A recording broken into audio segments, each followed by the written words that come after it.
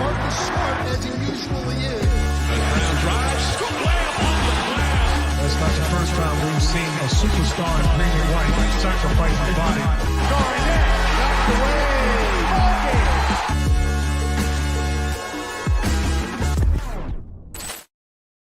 Welcome into another episode of First to the Floor. Ben Vallis here. Thank you for joining us. Hope you're doing well. What a week for the Celtics and their fans. Definitely an emotional roller coaster. We've traded for Porzingis. No, the trade is off. Oh, it's back on. But now it's not for Malcolm Brogdon. It's for Marcus Smart. Not to mention the many tradings back from Brad Stevens during the draft on the pod tonight. But just going to hang out and slowly recap it all. Joining us to talk all about it is Hot Take Jake Eisenberg. Jake, how you doing, man? Welcome back. Man, if you watch it on YouTube, that intro made me sad. I know. We've got a lot of content updating to do in the offseason. This occurred to me. One of the ones that we should have in there is Pierce diving for the ball against LeBron. And Might have to. Well, we've got shoes to fill. And there he is, just to welcome our New Zealand correspondent, Joe. Joe, how are you, mate? Welcome back. Well, yeah, I'm bouncing back. I'm getting there. Legit. I guess we're going to launch into it eventually, but this is not a small thing in my life. Marcus Smart getting traded. Yeah, it's not a small thing in anyone's life. Richie, Monago. Yeah, it's impacted my soul deeply. Yeah, I've been walking around sad and I was listening to Radiohead the other day, and they had more of a morose band, right? And it was hitting different, right? It was kind of rattling my soul more than it normally would. But before we get to the Marcus stuff, we've got some more immediate news to get to. We will circle back on Marcus Smart. That will be the meat of this podcast. We have to react to the draft. Jake and Spoonie and I did a 4-hour stream, rounding up slightly, but a 4-hour draft stream, which included a lot of frustration, which I think, and we'll talk about it, we're a little bit happy about now, looking back on sort of the assets that Brad managed to acquire. So the tornado of activity from Brad Stevens on that night, just to recap. So the Celtics trade the number 25 pick to the Pistons for the 31st pick and 2 future second-round picks. Then they trade that 31st pick to the Hornets for number 34 and number 39 in the 2023 second round. Then they trade the 34th pick to the Kings for number 38 and a future second-round pick. And then with that 38th pick, they select Jordan Walsh and keep him so far. And then they trade the 39th pick to the Hawks for a future second-round pick. So a lot of sitting around and waiting for Jake and Spoonie and I on that draft stream, and we walked away with one very, very deep second-round pick in Jordan Walsh, who, dimensionally speaking, dimensionally speaking, looks incredible. Joe, we haven't heard from you in a while, so I'll go to you first. What's your in-depth analysis on Jordan Walsh, the 38th pick for the Celtics? Looks like Charlie Villanueva. That's my in-depth analysis. Yeah, absolutely. Manscaped. Yeah, man. Far out. Winter town. No, you got to be careful, because he might have alopecia. That's actually something we should probably confirm. He does. Oh, he does. Sure he does. Yeah. Get Jordan Walsh's name out your mouth. Yeah. Come on the pod, Jordan, if you want. I was on his Twitch stream today. He's streaming live, just hanging out. Getting the katana out? Yeah, he was playing Valorant. I think he was in between games when I happened to. There we go. Yeah, far out. That was on the. I missed the meat of it, but this is very interesting. This 2023 version. How old's Walshy? He's 21 or something. 19? He would have been. Walshy, yeah. Let's get some. Yeah, I'm on the Walshy. Walshy. Oh, it's Walshy. Yeah, it's Walshy. Yeah. This new age of kids that have come in, streaming to me is still a weird concept where you just sit on a and watch someone else play video games or whatever. Granted, I guess we did our own 4-hour stream, but these kids, everybody streams. Everybody's got a channel, and it's you usually wouldn't get that type of access to your draft pick, but he's just on there talking about coming to Boston, talking about Valorant. talking about. I don't know anything about Valorant, but talking about his different builds and whatnot. It's a game. Yeah. Spoony would know. Spoony's a gamer. Yeah. Z Gamer would know. Also a gamer. Yeah, well, no, I don't. I don't swim in those currents, man. I don't know anything about it. But I like the look of a defensive-minded swingman. That's I feel like that's there's sort of certain archetypes in the draft that are worth gambling on, and I feel like people with a defensive mindset get a chance to play. Coaches like them, right? So, but that's it, man. That's all I got. The trading down stuff. I don't think it came through in the chat. My chat disconnected, even though I listened right to the bitter end. I was like, is Brad Stevens just going to keep trading down to the point that like he's waiting for the third round to be added? So yeah. Did Brad think that the third round started this year? You can't trade past pick 60, Brad. We might have the dominate 60th the pick third for the next round. 10 years. And there wasn't even a 59th and 60th pick, I found out, because of tampering. So there was 2 picks that Brad couldn't trade into. That's why he couldn't trade back the last time, was because there was only so many. Well, here's what we know about Julius Caesar being sad, or Alexander the Great being sad because there were no more empires left to conquer, or something like that. Yeah. Exactly the same thing. Here's what we know about the kid. He's 19 years old. He's a small forward. He's from Dallas, Texas. He played 1 college season at Arkansas. He's 6'7" with a 7'2" wingspan. He was a 2022 McDonald's All-American player, and he will wear the number 27 for the Celtics. Nice, assuming he actually gets on the court. Like I'm guessing, we're looking at a 2-way contract. Surely a nice explosive summer league where he sort of jumps off the page and immediately increases his trade value, and then wears number 27. As a 2-way player for the Celtics. Sound fair? Daniel Tice's number. Yeah. Homage. He's going to start every game with 2 fouls just off the bench. Yeah. Refs immediately check him as he checks in. We're in the bonus, Walshy. You can't come in yet. He's going to get some minutes at Summer League. It's kind of a good situation for him to come into. Yeah. 40 minutes of shots and him, JD, and then I saw they've got some other kid, Valerio was one of his 3 names. It's like 6'10" wing. So the Summer League team's coming together. Look, if you're going to draft someone at pick 38, you may as well be 6'7" with a 7'2" wingspan and be a hyper athlete that's loves playing defense, and then just hope that he figures out how to shoot. Because if he does, then he'll play in the NBA for 15 years.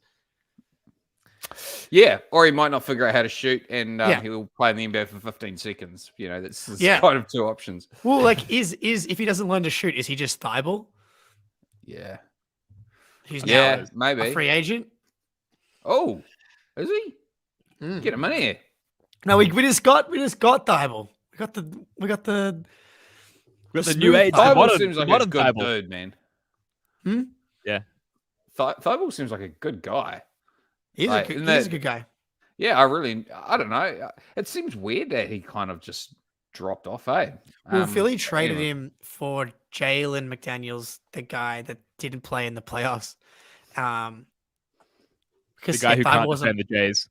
Exactly. So it'll be actually very interesting to see what happens with Thibault, because he never figured out any offense, really. He's kind of a good cutter. What's weird, he was always, whenever he plays for the Boomers in the World Cup or the Olympics, he can hit shots, but then he comes back to the NBA and he's a brick again. So that's just weird. Do we tap into that Boomers culture? There's something there. Yeah, trust me, we know. We try to beat you guys and we never can. Where there's a talent gap as well. Yeah. Actually, this is a good point from Clean Music Lover. We don't have a good track record developing players. So who were the chances to develop guys? Romeo and Neesmith were the 2 obvious ones, right? Carson Edwards. Yeah, see, he regressed. That was an awful draft pick in hindsight. The 5'11" volume scorer. Yep. That whole thing was a disaster. We drafted Thibault from memory, didn't we? But I think it was down.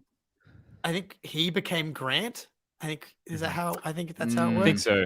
We also drafted Desmond Bain and Tyrese Maxey. No. very good players. We drafted Bane and we traded the rights to him technically to get Enes Kanter, which That's Sure. right. Yep. Great. Thanks for correcting me on So- that. I forgot about that. But Yeah. Bill Simmons and Zach Lowe spent the last 4 years talking about how much they love Thibault, and Grant Williams was drafted right around there and has been far more impactful at a playoff level than Thibault has. So Yeah. It's odd. It's odd, man. yeah. But so anyway, we got Walshy. So But yeah, I don't know. Development wise, like people were saying, like, yeah, maybe we don't have the internal ability to develop someone like Walshy because, like Romeo, I feel like that was injury related. He just did every time. There was plenty of times where I felt like he was going to click for him, and it never did. And Neesmith, there were also flashes. But there were flashes. He did Joe would- everything but shoot. Yeah. The one thing Is we that wanted him to do.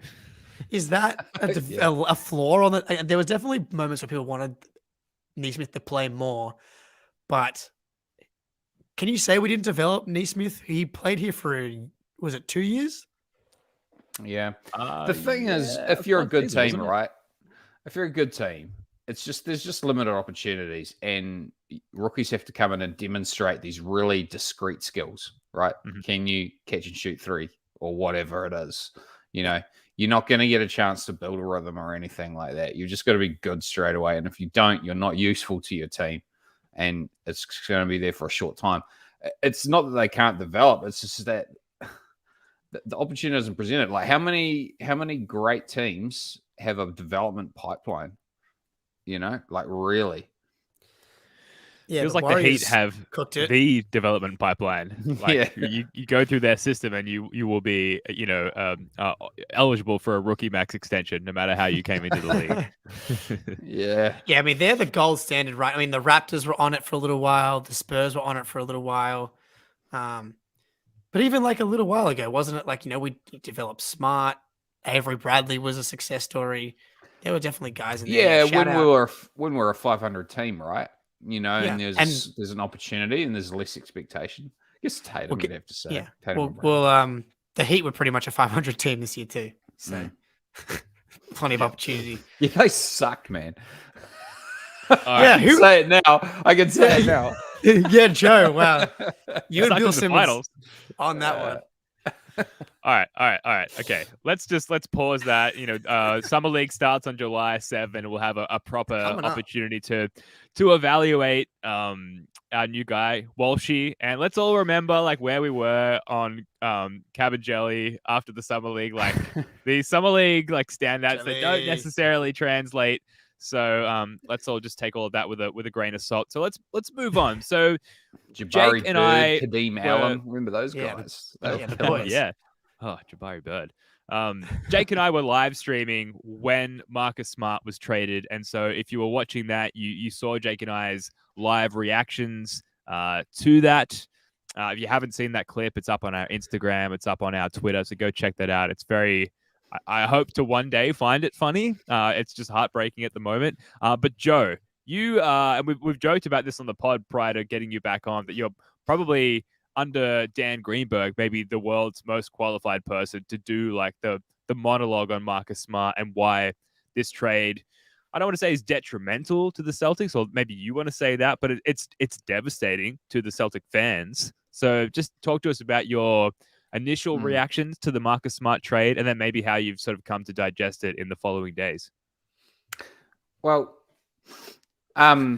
you have to start with like the whole Porzingis move at the start, like the proposed one with Brogdon, right? And so I wasn't exactly like, I wasn't down on that trade. That's fine. That was a fine trade, but I wasn't like, yay, we're over the top, right? Because we traded Brogdon for Porzingis. I'm just not like a huge believer in Porzingis, I guess. But, with the caveat also that I don't really know any teams other than the Celtics. like I watch enough of the Celtics to have an idea of what our guys do. No, everyone else, I'm really just guessing. But yeah, I just I don't really like that. So there's a move there that was the first move we had, right? That was like not exactly setting the world on fire for me. And then I'm like, we traded Marcus Smart for Porzingis. Like, we must have really wanted this dude, you know? And that confused me. It really confused me. And I think I was really sad, like genuinely sad. Like I'm trying to I'm Same, trying right? to communicate all were, sincerity man. here. Yeah. Dude. I don't like the move from an identity point of view, right? Which is something that Danger Cart and others have kind of hammered on about.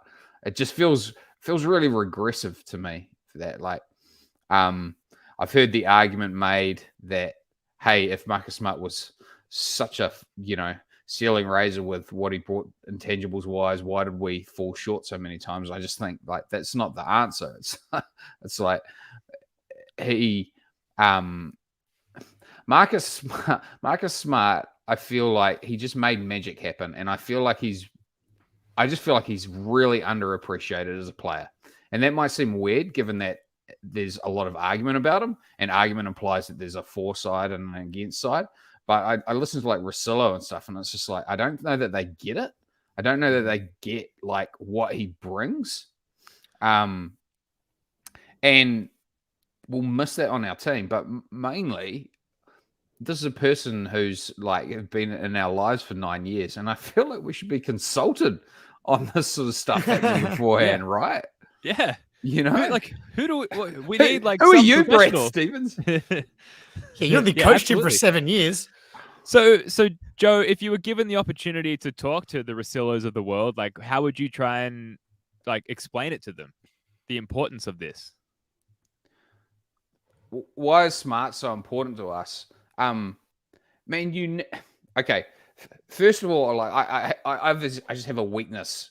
I have a weakness for Smart, and it's like I probably view his mistakes through a different prism to someone I'm very critical of, like Jaylen Brown, right? I see Smart's mistakes as being kind of born out of his kind of innate creativity. And like Smart was he was a creative defensive player, like I always think about Ben talking about him as he's a magician. He just magicked things up. And like the happiest moment of like this era, like what was honestly better than that Houston game? Has there been a better moment in the last decade? I've got the clip right here. Should we run it very quickly? Yes. That's so good. And late career Marv Albert as well. Yes, like just the best. I couldn't want anyone more on that particular call than Marv Albert. It was absolutely incredible. That whole thing, like you've got short, like buzz cut Marcus, you've got baby Tatum with no facial hair, Kyrie's on the team, pre-corruption Kyrie, pre-corruption Kyrie, Still believes. Chris Paul on the Rockets on the sideline. But Joe, like so we came back from 26 down in that game. We did. And that year was that the year prior? So that was the year before. That was the year we went to the conference finals. Correct. Right? Correct. That was what? That was the last magical year we've had, right? I would say the last year where we've like exceeded expectations, because you got to like take into account like Hayward going down, then Kyrie going down. Then after that, we've kind of like met expectations, maybe slightly exceeded, but coming back from 26 down, like it felt like that group of guys that year and the previous year with IT, and that was the magic of Marcus, because you can't come back from 26 down just through offense. You need those magic. You need those magic. Cannot score. Yeah. You need something to beat the magic number. Like Joe, your favorite, like your thing, right? Like the only way to beat the magic number is with magic, and Marcus has that in him. I wonder if that like it wasn't working anymore. Like that's those Marcus Smart spells weren't pulling them out of enough issues. And someone earlier here was like, like what is it time to just like give?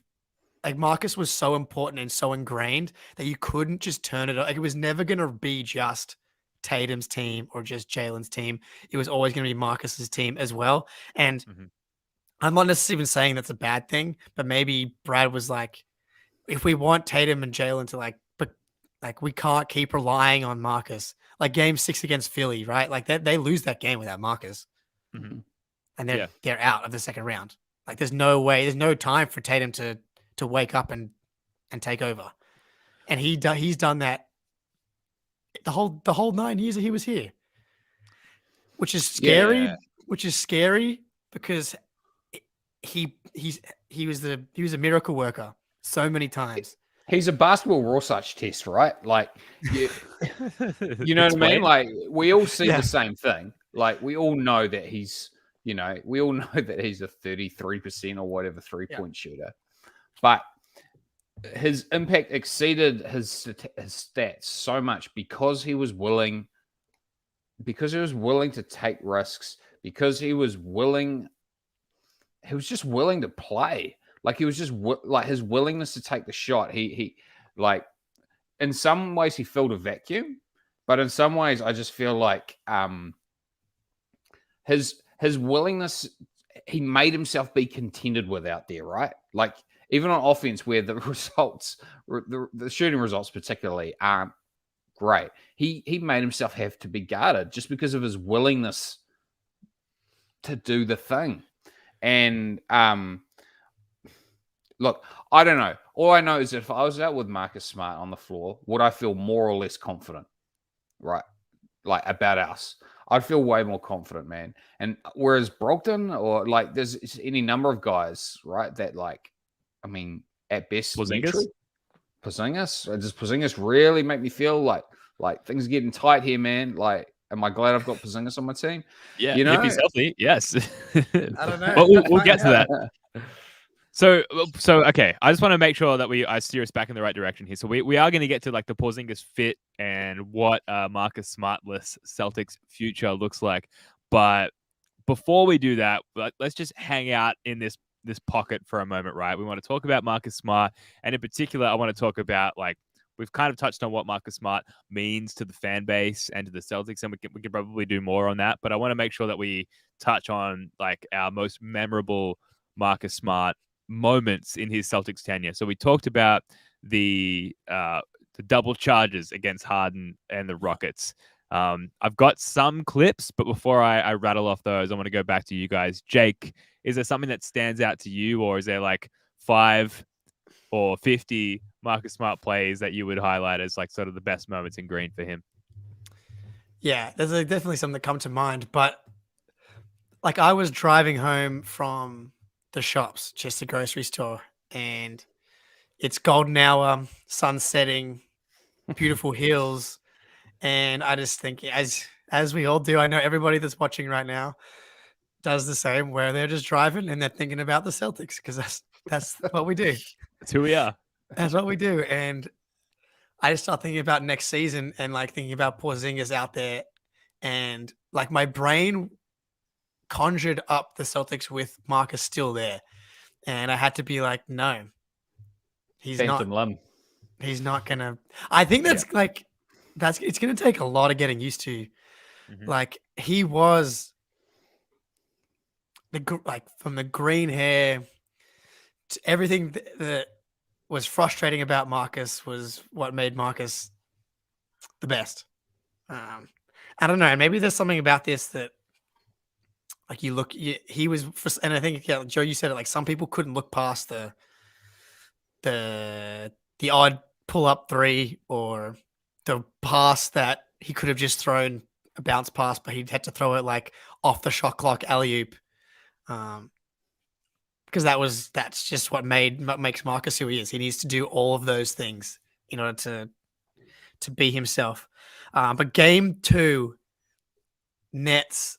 Celtics in last year's playoff run, the game that I was at, 17-point comeback. Yeah. Peyton Pritchard takes over in the fourth quarter, but Marcus Smart has like the Tatum kind of finds him after drawing some attention, and Smart drives the closeout and like finishes his left hand, who he became great with that left hand the last couple of years at layups, and then up 10 minute or so to go, and then And then Jalen and Marcus just walking back, just staring at Marcus's left hand, and Gorman's good. just like The memes. oh man, I have not had this much fun watching a basketball game in a while. And like that's the GOAT Gorman. And so to be there for that and get the memes out of it, yeah, that's one that definitely comes to mind. Joe, any particular moments on or off the court for Smart that stand out to you? I mean, you kind of go through. I mean, he threw it off Kawhi's leg. We didn't wind up winning that game. Block on Powell. The block on Powell. I have a memory of a play that I can't remember what game it was in, but I just remember watching him read. He basically had to help, and he had to get back to the rim and go with two hands. He wound up breaking. I reckon it might have been against Milwaukee, and he broke up an alley-oop or something. And I just remember thinking his brain on defense is so much faster than everyone else's out there. And that was kind of like, I remember that that was what clicked in the magical thing to me. I was thinking when it first, actually one of my first like mental images that went through my head when the trade came up was like, and I haven't watched this movie in a long time, but you know, at the start of Fight Club, how like Ed Norton's just like talking about his apartment. It's just like IKEA furniture and it's so bland and whatever. And I was like, oh yeah. Now we've got like a whole lot of IKEA furniture. The IKEA furniture Celtics a little bit. We've got here, the catalog team. We've got the catalog. It's like a reverse Fight Club. You know, Marcus Smart was like the Tyler Durden, or is that the Brad Pitt's character name? Yeah, I think it is, right? You know, he like makes things real. I really alive, like it. I really like it. I couldn't agree more, Joe. Well, I couldn't agree more. Tatum. He's the fourth best player in the league. But this is part of what I was saying before, Joe. It's like as awesome as it was to have Marcus as the heart and soul. It's like you kind of need to force Tatum to take some of that responsibility, maybe for him to like for us to win a title. It's always going to kind of begin and end with Tatum as much as Jalen needed. If Jalen was better in the conference finals, maybe this trade isn't happening right now. But it's always going to kind of begin and end with Tatum. We need to be better, right? Like the team needs to improve. So you know, there's cost to that. You can't make the proverbial omelet without smashing the eggs. Yeah. I was going to say the one play that to smash. I know. The one play. Forget who it was against, but he just dives at the ball, has no chance of getting it, and then the other team like is on a fast break. And Marcus just like gets up, sprints back, and it may have been against Milwaukee. And he just like, and he catches like their like that pass to like the fifth versus fourth man, and he like gets all the way back, intercepts it, and then we go back the other way. And it's just like that. It's like so many plays like that. So many plays like that. Yeah, like the like unlimited Cobra strikes is what we came to know them as just throughout the course of his career. Just like immediately, just like, and he there's that great clip of him. He's teaching like normals like us. Yeah, like defensive tips. The dribble count thing. Yeah, and he's like about counting the dribble, like some sort of elite Vegas card counter. Like count the dribble, wait till it's like at the bottom of their dribble, and then like just pounce on it. And we saw that so many times throughout the course of his career. We also saw later in his career with the Celtics, hopefully there's still many, many years to go, countless lobs to Rob Williams. Game 2 versus the Raptors in the bubble was another one I had, just all those threes that he hit. Game 3 against the Cavs in 2017 where he went 7 of 10 from 3. And it was like that minor victory. It would have otherwise been swept by that Cavs team. It was after Isaiah Thomas went out with his hip injury. That was incredible as well. You mentioned it, Joe, Game 7, the block on Norman Powell against the Raptors. I'm going to run that stuff down. You dream about. Tatum, guarded by Siakam, gets by him. Tatum, no! And it's into the hands of Siakam. Here comes Powell. Powell with Smart defending. Oh, it's blocked by Smart. What a play! Unbelievable defensive play by Marcus Smart. Yeah, insane. The back. You know what I noticed about that? Classic How it is the bubble flailing about. Yeah. You know? Yeah, the bubble was awesome. You were Did right Tatum on Grant get a as freaking well. foul call? It's been 5 years, dude. Yeah, I know. Yeah. Unreal. The other one I'll run very quickly. This is part of our intro clip. Is Garnett and Smart being tied in the first of the floor battle here.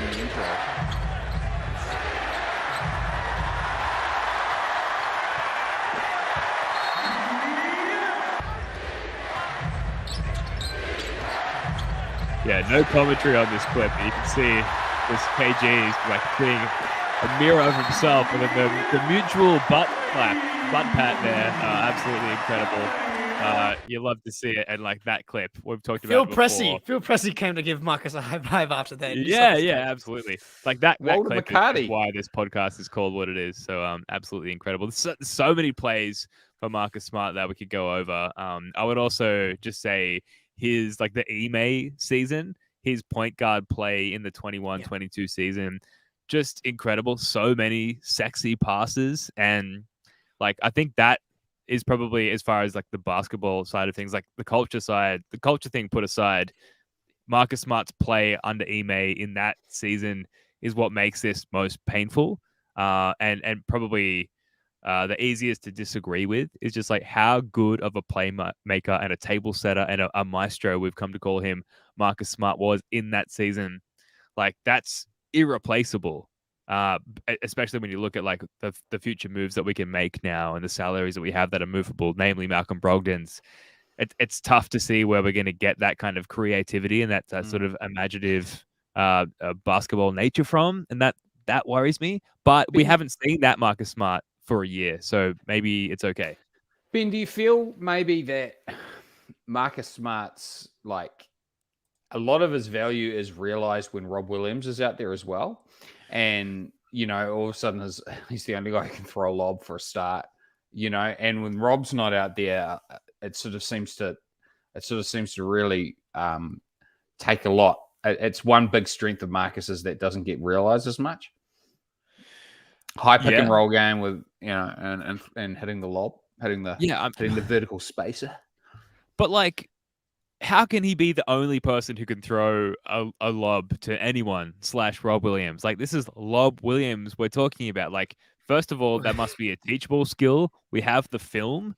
Like, it feels like a pretty basic skill. Like, just throw the ball up there. I understand what you're saying, Joe, but it's a replaceable skill. The skill set that Porzingis brings, and like we're gonna move into that. Like, he has some irreplaceable skill sets that are sort of like unmatched from other players in the league, and we've got the stats to back that up. Whereas like if the question is just like, oh, he threw the ball in the air at the perfect time for like a really natural like catch and lob dunker in Rob Williams, like that has to be replaceable. If that's what we're basing it on, like the need to keep Marcus Smart instead of trading him, then that's folly to me. I understand what you're saying, but we should be able to win without Marcus Smart. Look at the Nuggets. Look at all the other teams that have won recently. Like, they've won without that heart and soul. Like, they've won without that Marcus Smart player. We should be able to do it in other ways. I mean, the Nuggets version of it is, it was kind of like Aaron Gordon this year. He was like their version of Marcus Smart. Obviously, he came in later, but like Marcus was the best passer on the team. And like there's an X's and O's. Like, you're losing the best playmaker, best passer. He's the most creative player on the team. He's creative. That's his mistake. Like Jalen makes mistakes because he's an idiot. Marcus makes mistakes because he's too creative. But would you argue that you have to be really creative if you have sort of a lack of offensive firepower, where if you just stack like bucket getters, you don't actually need to be that creative, because like you just got guys who can score all the time. Look, and it turns out they can defend as well. Sorry, Jake. I was just going to say, like Marcus, he would be a much more effective pick and roll player if he was a bigger offensive threat with the ball in his hand. Like, he can obviously do damage with the ball in his hands, get to the rim, stuff like that. But teams are kind of willing to sag towards Rob Williams, which makes those passes more difficult. I'll bet like this team is awful at running pick and roll. Awful. Like, Marcus can do it, and Tatum's probably his next best, which is not, he's fine at it. But like Jalen can't run pick and roll consistently. JD Davison honestly might be the best person left on the team at running pick and roll. I'm not joking. Like that's they like of all the skills people want Tatum to work on the post game floaters. He should be running 10,000 pick and rolls this offseason. Like that's what we need from this team is more playmaking now that Smart's gone. But yeah, Ben, maybe it doesn't matter now because when the Heat switch or throw a zone at us, now we have a 7'2" dude that can just like shoot the ball in the hole. So there's no need for creativity. And Derek White can handle it. He's fine. I know he's not like the maestro that Marcus Smart was, but you know, with more directive around and more clarity around what his role is, I have more faith that Derek White, who has shown up in terms of everything that we've asked of him for the most part, like I have a lot of faith that Derek White can fill those shoes. I had hoped that we would sit and just really reminisce for a while on Marcus Smart, but it feels like naturally we're all kind of like we're looking forward. We can keep doing it. So we can keep it going. So very I have quickly, another memory. Okay, go for it. Remember, he came back in that series when we went to the conference finals. He came back that 17-18 season. He got hurt. His hand got hurt really bad or something before Milwaukee. He came back came back in like game. Man, I want to say it might have been game 5 or something like that. Hit like 4 threes, bang, bang, bang. Yeah, it dove on the floor first possession. Dove on the floor, yeah. Was that maybe when he punched the glass? It might have been. That was that season. We lost to the Lakers. There was a It was a Lakers Clippers loss or something, right? And then he was out for like 6 weeks, and those swings kind of happen in that. You know that can happen. We'll have to check on that, but. And then he comes back and he's got the wrap on the hand, and literally the first thing he does is dive on the floor. But doesn't that kind of speak to the Marcus experience? It's like he saved us with the Magic, but like we maybe would have lost that series. We would have won that series in less than 7 if he hadn't broken his hand by punching a window. Yeah. Well, yeah. So other players, Marcus coming back from an injury, the ankle sprain against the Heat. That was last year. Yeah, and then we lost. Yeah, but just that moment, man. That moment where he is like jogging in the back, and you can see the look on the trainers' faces, like they're like laughing at each other, like, "Is this guy really going to do this?" Yeah, and like they're just like in awe, which is crazy because they train like professional athletes. That's their role, and in that context, what Marcus Smart was doing was still like unbelievable to them, which just shows how unbelievable it is to the laymen like ourselves. He comes out, he hits that 3. Amazing moment. Of course, unfortunately, we lose the game. We end up winning the series. So unlike the Derek White play against this most recent Heat team, it hangs in memoriam for us. But incredible moments. I'd also just add the backdoor passes to Jaylen Brown in the last couple of years, the putback dunk, and stare down on Rudy Gobert a couple of years ago. Great play. Game winner against the Pistons? Was it or an almost game winner? It was like a regular season game as he crashed off a missed free throw. That sounds familiar. Yeah. There's so many that we're just like, we're going to wake up in the middle of the night 3 months from now and be like, oh, that amazing. Like that's how much he means to us, right? Like I think it's just going to trickle in that way. Unfortunately, there's just too much to recount in one podcast. Anything else on Smart before we move on? We do have future things to get to. Jake, you go. I do have something. Yeah. No, you go. Ben's just hanging on. He's like, please, I can't move on from this segment. I need to stay here forever because this is it. My life. This is like cue the Aerosmith. You know, I just want to stay here in this moment forever. Yeah. I'm working on a big old Smart tribute video, by the way, which will probably take me a few more days to get ready, but it's coming. I don't want to close my eyes. I don't want to fall asleep because I miss you, baby. Yeah. My thing. Okay, so this is like a meta take, right? So, you know, fundamentally, like we're sports fans, and I think it accesses like this real lizard brain part of us and these real base like narratives that we cling onto. And Smart is like, he's courageous. And there's something in us as humans that wants to attach ourselves to courageousness, right? Like, and that is not common, right? It's a relative term, courageousness, and he is more courageous than anybody else, and that's. I want to cheer for a team that's courageous. I would aspire to be courageous, even though I'm not, so I see things.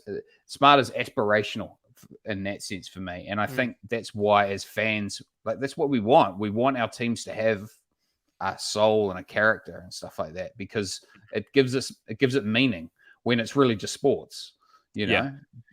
We need it to be imbued with meaning, and characters like Smart and what he exemplifies are what give it meaning. Yeah, from a roster perspective, 1/15 of the roster has changed, but from a culture perspective and for a perspective of like why we cheer for the team, it feels like 2/3 of the team has been moved away, which is tough to grapple with. What do you think, Jake? We don't have that now. Yeah. It's the thing. And I love Derek, but there's just something about Marcus's personality. It's massive. Like it's Tommy Points, Tommy Heinsohn, tough, gritty Celtics. But I just keep coming back to when I hear you talk about that, and I'm like, he was so big. It's like, was it too big? Was it too much? And like, this could be I think this is like, it's one of two things, which is not like super smart or anything, but it's like, this is either the beginning of the end or the thing that takes us over the the end top. of the beginning. Yeah. Yeah. So like, I don't know. And it's not really, because like Brad's really smart, and that even though this is an emotionally massive move, like he didn't really actually give up anything. He actually got stuff back for Mark. Like Zinger had 2 first-round picks. Right. Like it's but a good there's trade. there's a reason why you go on Twitter, and I've seen a bunch of people that I follow that aren't Celtics fans that have been like, I've never seen a reaction to a trade like this before. Never have I seen a fan base, the timeline, this upset, this distraught, this emotional. And like this girl, Molly something, she's like kind of she's good. Molly She's Morrison? that's the one. Yeah. She's like the Grizzlies riffs man. If I was to, and it's probably from someone from Grizzlies Twitter thinks I'm way off base, but she was like, I'm on the sad Celtics Marcus Smart part of TikTok, and then I had a couple of links to these like Marcus Smart edits on TikTok, and it's just this sad music and Marcus Smart highlights and him diving on the floor and him hugging other Celtics players, and you feel stuff in your body that you just doesn't make sense to other teams, like clearly anyone else, because it's just Marcus Smart. But yeah, it's non-Celtics fans' first real insight into the connection between Marcus Smart and the Celtics fan base. Like, oh shit, okay, like they were serious. Yeah, he wasn't just some guy that shot too much or something like that. Yeah, this wasn't an agenda. Yeah. We weren't just like trying to prop him up because we're a fan. It's like, no, we love this guy. Yeah. But still divisive. I mean, look at the comments here. We've got Aussie Phil. Calm down, guys. Yes, Marcus is gone, but Tatum's only 19 with years of awesomeness still to come. Those are facts. All right. Great could have drafted Mojave King, who I just found out is a New Zealand citizen, as well as being raised in Australia, but he was born in New Zealand and New Zealand citizenship. Got 47th pick, apparently, drafted by the Lakers. So Brad really missed a trick there. Yeah. Well, we're looking for Ticker. Yeah, we are looking for Ticker. Walshy, baby. Yeah, Walshy. On your Walshy. All right, so moving on to Kristaps Porzingis. So a couple of things here, both from Mark Stein. So Boston was Porzingis' preferred destination, apparently, which is great in hindsight. I would imagine that was also reported in hindsight. And also from Stein that Boston is expected to extend Zinger. So, Joe, Jake and I, we've discussed the fit already, and you can find that short clip up on our YouTube channel. We'll leave the link in the description. But Joe, we're keen to hear your thoughts. We've dusted our hands. We've moved on from Marcus Smart. I can't I'm just saying that I'll never move on from Marcus Smart, but for the sake of this podcast, we have. What are your thoughts on? You've hit the Porzingis clicker. fit? You've blown up the asteroid. It's Yes. it's gonna miss. Yeah, Earth. we've turned the keys at the same time and opened the safe and stashed our emotions in there. How do you feel about the Porzingis fit with this current iteration of the Celtics? I mean, it's hard for me to disentangle it from my assessment of what Marcus Smart brought to the team emotionally. I just see Porzingis as kind of a bit of a waifish kind of player and physical stature and an emotional stature. It sounds like what it looks like is like they're just trying to build a Missoula ball team, right? A lot of 3-point shooting. He'll do that. I'm extremely unconvinced, to say the least, about the value of about the value of 3-point shooting in high leverage situations. I'm just sorry, guys. I'm just not a believer. I don't think you can have a team that plays the way the Celtics played. I don't believe in that offensive philosophy. I don't think the team has enough confidence in itself to get it done. And 3-point shooting is so connected to emotion. It's so connected to emotion, and it just does, like in high pressure situations, man. It's going to fall apart.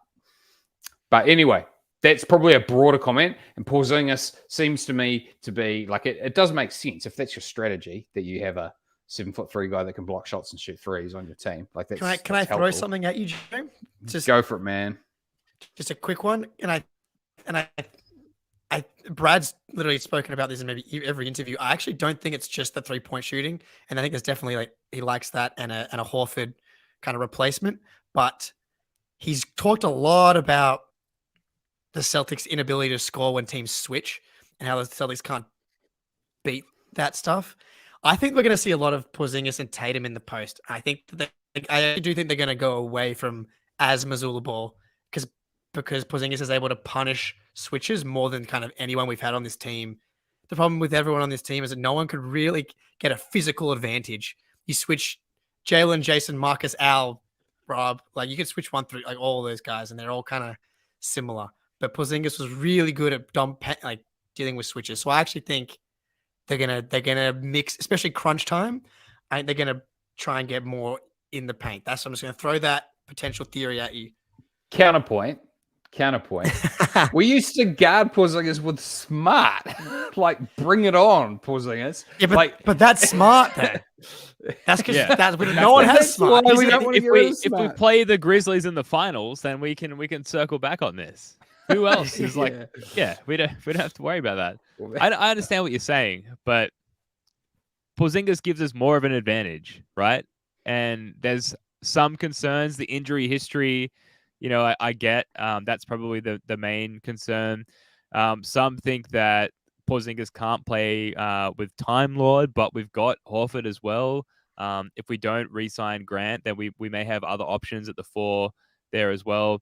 The Derek White, I think that, like I said, he can replace a lot of what Smart does. Derek White can't guard up like Smart did, but neither can many other all-star point guards in the league, and that doesn't stop them from being in championship contention. So it's not like that's a deal breaker from the Celtics perspective.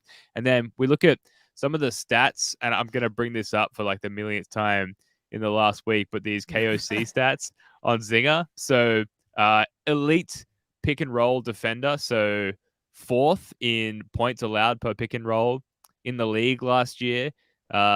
He figured out how to score in the post. So he was number 1 in post scorers, ranked literally number 1 in post scorers in the league last year at 1.29 points per play. And then in closeouts, he ranked 5th in scoring off of closeouts in terms of defenses aggressively closing him out and him finding a way to score out of that. So he's an incredibly creative scorer, and he gives us a look, particularly in post-ups, that we have not had for a long while now. That you might argue that we should have gone to Tatum, who was like statistically a good post-up player in the last couple of years.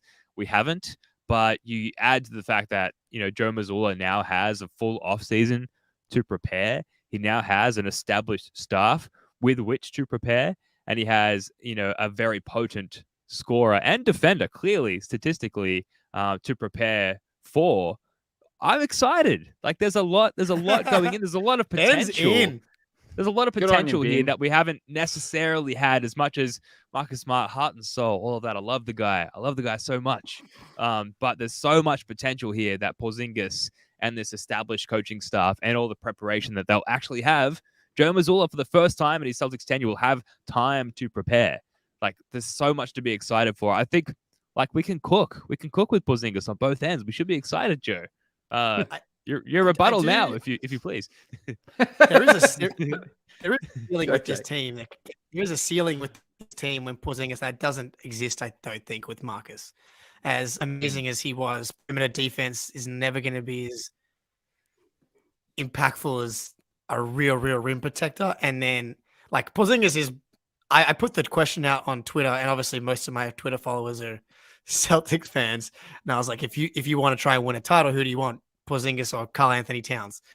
Resounding Porzingis. Shockingly, right. The Celtics fans are all for it. But there's a two-way element to him. But if you like the Rob and Horford lineup, if the Rob and Horford lineup was good, then Porzingis at this point as well is like a superstar version of Al. Like Al wasn't really able to handle switches last season anyway.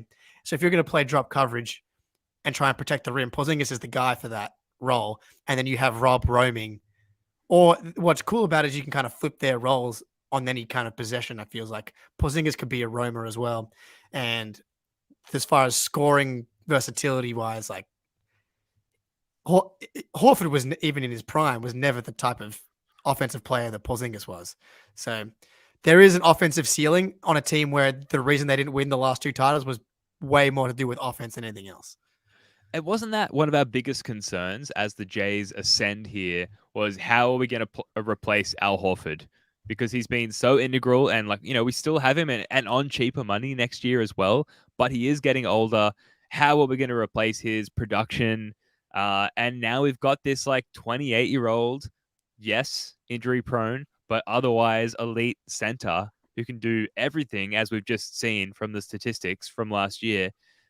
That's huge. It's a relief as far as the Al Horford replacement. It's a relief as far as, okay, Jaylen Brown has been turning the ball over a lot and being crowded in the paint a lot, despite the attention that Jason Tatum attracts. And now we have this other attention seeker, if you will, in Kristaps Porzingis, which may very well open up the paint slightly more for Jaylen Brown as well. It's healing on many fronts. So yes, I will admit that I suffer from this Celtics fandom where no matter what happens, no matter what Brad Stevens does, most people listening are like this as well. You end up just like drinking the Kool-Aid and talking yourself into it, and that's what I'm doing here live on this YouTube stream. But like, tell me I'm wrong. Well, Joe, I'll ask you a question. Like, if Brad Stevens believes in the basketball fit, do you like? I definitely think there's a soul ticker element that this team's missing right now that we need to find with the new version of the Celtics. But do you trust Brad's? Does Brad know ball, basically? Nah. Nah. Not like me. This guy. Okay. Now here's what I'll put it back. Do we have better decision making or worse decision making now on the Celtics?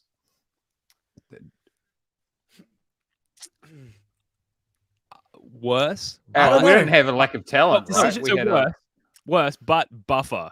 Like it's like we don't really know how to drive, but the roads are wider, right? And there's less traffic. So we can, our car is faster. Yeah, exactly. Ben's analysis. We just built ourselves a bigger moat around ourselves. Yeah. Right. Again, So that lead, we should be hitting the magic number, Bids. So your basic thing is right. Yeah. We'll be hitting the magic number so early that we'll just be wiping teams out as opposed to having actually like precisely. Yes. I do think though, like as Marcus for all of his magic, that he couldn't save the team in the crunch time. No, he couldn't. And so Yeah. I do think that if that's my opinion, the number one problem with the Celtics getting like to another level is Porzingis gives you like a real option in that spot. Yeah, and Marcus always ended up with the ball, for better or worse, and a lot of the time was for better. But yeah, Brad's making a bet that this guy's gonna kind of solve that problem. Well, proof will be in the pudding. Proof will be in Exactly. Yeah, that's Yeah, it's gonna What's be crazy is spicy first 10 games. Sorry, Jake. that's the thing. Well, the crazy thing is we have to wait so long for like such a massive change to come to fruition. Like, just how badly do you guys want like the Porzingis like knees over toes guy, like injury prevention workout content to start coming out on a regular basis? That's what I need. More than I want that for Rob. I Can I have that for Rob before I get it before I get it for Porzingis? Can Rob play 65 games at 30 minutes a night? That'd be good. That'd be nice. All right, Joe Mazzulla's got to play him though. Joe That has a funny thing about Rob. He just didn't seem to trust him. Anyway, And Grant. Yeah. Wow. Well, full off season for Joe and training camp for Joe to prepare on like how to interact with people. Full stop. What's next for the Celtics to wrap up here, Joe? Are we going to keep Brogdon? It feels like we kind of have to now because we need like guards and a point guard. What kind of moves do you envision or do you hope the Celtics to make in the next couple of weeks?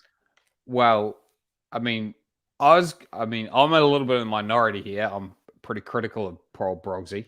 I feel like the reason why he won't be traded is because it seems like he can't be. You know, like that seems like we tried to. We just couldn't move him. So I don't know if that situation is just going to correct itself. I don't know. We've got the issues in our roster, really, right? Like we've got the best roster in the NBA. That's why the season's disappointing.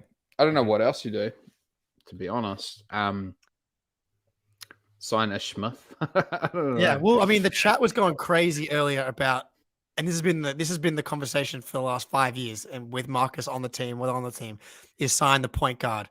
Everybody in the chat here, it's clearly Brad wanted to point guard because he tried to trade for Tyus Jones or Jordan Poole. Like, how do we get better shots all the time? That guy doesn't, like, those point guards do not exist. Like trading for CP3, yeah, I'm not hitching my, like, you think Porzingis is an injury risk? Yeah, Chris Paul literally gets injured every single time when it comes to nut crunch time. Tyus Jones, cool. The Grizzlies have a disastrous half court offense. The reason they're good is because they get out in transition, get offensive rebounds. Tyus Jones is not your answer at that position. Would I feel better if we had also gotten Tyus Jones? Yes, but that would not be why he would not be playing crunch time for this team. The pure point guard decision maker dude is not out there for us to just go get. Like Garland is not on the market. There's like Rondos don't exist anymore. Like they're just not out there. And so, look, honestly, how comfortable I would be trying to upgrade one more like big wing in using Brogdon to do it, and just go Derek, Tatum as your main two ball handlers, and then let PP, JD Davidson, and Madar let those three dudes just battle it out for ball handling duties. And if it's a real problem, you can still make another move. Like, and if worst case, you have to keep Brogdon. Like he was really good, but yeah, I came around a little bit on where Joe was. He's like the stickiness of Brogdon, but it's too bad because the taste in my mouth is from the conference finals, and clearly he was good in the first two series. Like I would have definitely taken if we just had healthy Brogdon in the conference finals, we probably win the series. It's just because the one thing that still happened, he would give you 12 to 15 points a night on good efficiency and wouldn't turn the ball over. Like as much Ozzy's as still in the chat. Broggy and Grant for Giddy. Shout out to Who Aussie says Phil no? for just being consistent with the bit here. Yeah, Giddy. Sorry, Jake. Yeah, maybe if we throw in PP, we'll get Giddy. I don't know. Maybe that's the sweetener. I mean, like that's the type of guy.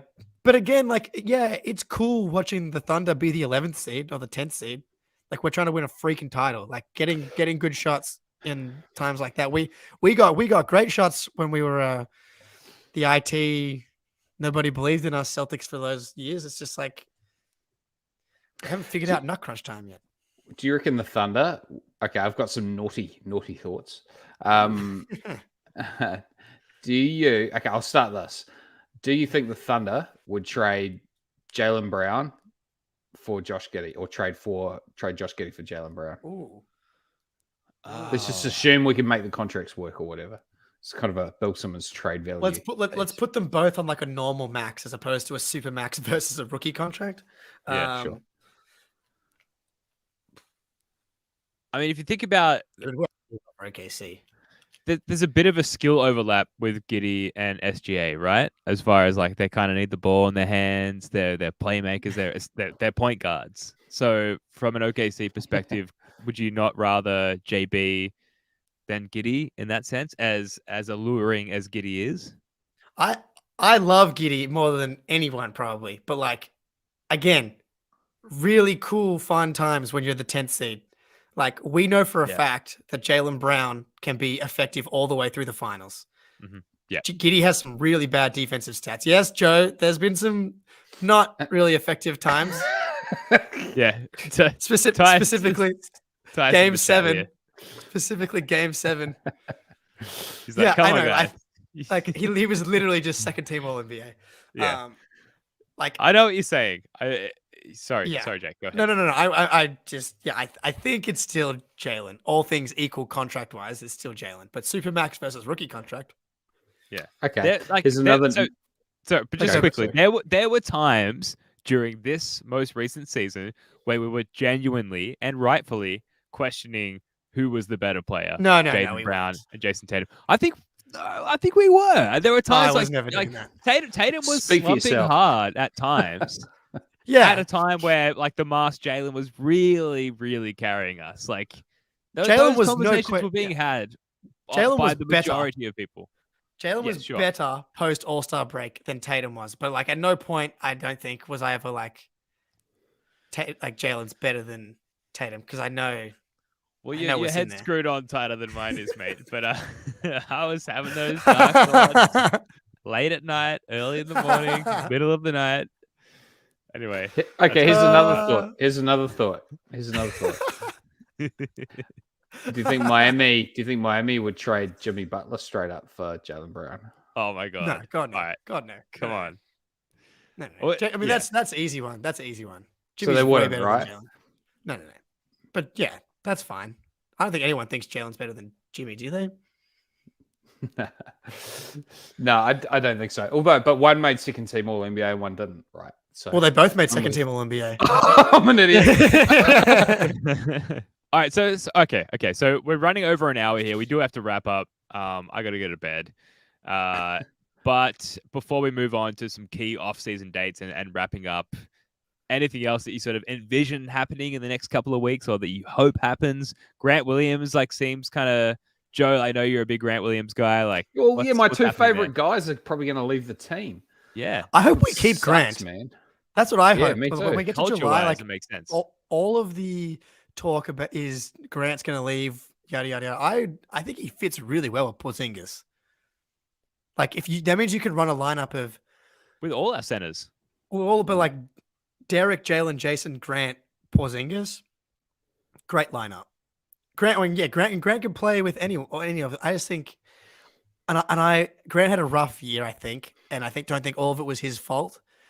But I'm a pretty strong believer that Grant can get back to a really solid role player, and I think it's silly to lose him if you don't have to. He has an NBA skill, He has an NBA skill. Not every player that you draft has an NBA skill, right? Yeah. He's an NBA level 3-point shooter. He has a dad that's willing to come on our podcast as well. Huge talent there. Derek White also obviously in that category. I would also add to that, sign Josh Richardson with the TP MLE, if we can make that happen. Can we do both? I think that's what we need to figure out between this podcast and the next podcast before July, like the next Friday, because Australia time, because we need to figure out, can we re-sign Grant and use the TPE? I mean, the MLE. I don't think we can. Because if we can, then obviously it's re-sign Grant and get Josh Richardson. But I don't think we can. I think you're right, and I'm very. I have no idea. No, but I'm not sure. I think we gotta ask Keith Smith in the group chat. Yeah, I'll send him a message. All right, Gillermay Tice is a comment. He's with a comment in the subreddit breaking. Put an E in there. Breaking here. There you go. Shout out to Reddit mod, Gillermay Tice, which is a name that I've never tried to pronounce until now. But shout out to the G Tice. Bill Tice. Dude, Tice on Twitter put out this like Python code to like figure out all of the wings and guards that don't turn the ball over and hit threes. And DeLon Wright came up. Ooh. And as like another guard that's like very gettable, who'd be like a legit. I know that guard. name. I'll take it. Yeah. I recognize that name. Yeah, he's good. That would be like you just trade Pritchard to Washington because Pritchard will play, and then DeLon Wright's probably more happy in like a bench guard role, and he's like a veteran, taller. Anyway, something to think about. Something to keep an eye on. All right, some key dates here coming up. So June 29th, Grant Williams qualifying offer deadline. So the Celtics will likely give Grant Williams his $8.5 million qualifying offer, which will allow Boston to match any contract he's offered in restricted free agency. That's the 29th of June.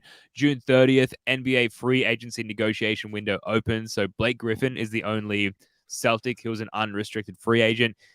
So, that sort of opens up the market for the Celtics to potentially negotiate to bring him back. I think most of us hope that he does come back. July 1, teams can officially offer extensions to eligible players. This is where it gets really spicy for the Celtics. This is where the Celtics can offer Jaylen Brown that $290 million Supermax extension, which by all accounts will happen. July 6th, the free agency window opens.